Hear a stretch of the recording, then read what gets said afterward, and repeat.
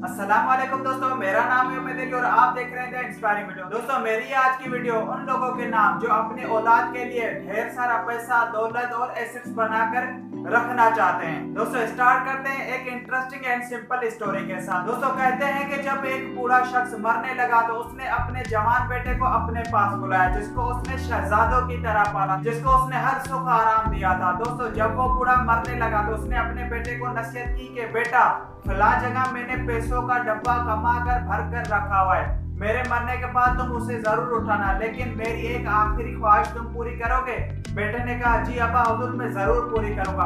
वालिद फरमाते हैं कि बेटा, पहले तुम उस डब्बे में 1 रुपया कमा कर जरूर डालोगे और उसके बाद तुम उसमें से पैसे निकालना। दोस्तों, उस वक्त 1 रुपये की भी बहुत बड़ी वैल्यू थी। दोस्तों, वालिद साहब का इंतकाल हो गया। बेटा सारी रस्म और रवाज से फारिग होने के बाद जब उसको उस डब्बे का ख्याल आया और उसने वो डब्बा निकाला और उसका मुंह खुला का खुला रह गया जब उसने देखा डब्बा पैसों से भरा। दोस्तों, जैसे ही वो पैसों को खर्च करने के लिए लपका तो उसे अपने वालिद की आखिरी ख्वाहिश याद आई। ख्वाहिश के मुताबिक वो 1 रुपया जमा करने निकला। दोस्तों, जैसे कि वो शहजादों की तरह पाला हुआ था, उसे वो 1 रुपया जमा करने में कई दिन लगे, उसके हाथों में छाले पड़ गए, उसे बहुत ज्यादा मुशक्कत करनी पड़ी वो 1 रुपया जमा करने के लिए। बिला आखिर जब उसके पास 1 रुपया जमा हो गया और उसने वो डब्बे में डाला और उसके बाद जब भी वो खर्च करने के लिए उसमें से एक अठन्नी तक निकालता तो उसे एहसास होता अपनी और उसके बाद अपने वालिद की तकलीफ का, कि किस तरह से कितनी तकलीफें झेलने के बाद मेरे वालिद ने ये पैसे जमा किए होंगे।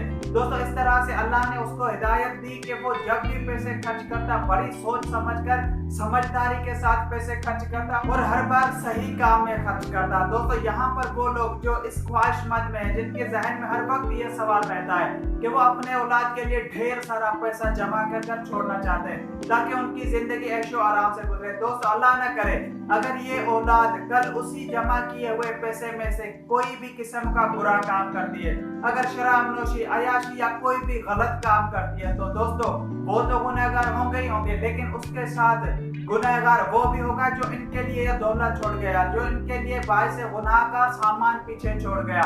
दोस्तों, लिहाजा अगर आप खुद भी गुनाहों से बचना चाहते हैं और अगर आप चाहते हैं कि आपकी औलाद भी गुनाहों से बची रहे, तो उनके लिए दौलत इतनी ही छोड़े जितनी वो संभाल सके। दोस्तों, इस बात पर जरूर गौर व फिक्र कीजिएगा, शेयर करें अपने दोस्तों के साथ। अगर आपको वीडियो पसंद आई है तो लाइक करें इस वीडियो को, सब्सक्राइब करें मेरे चैनल को। तब तक के लिए मुझे दीजिए।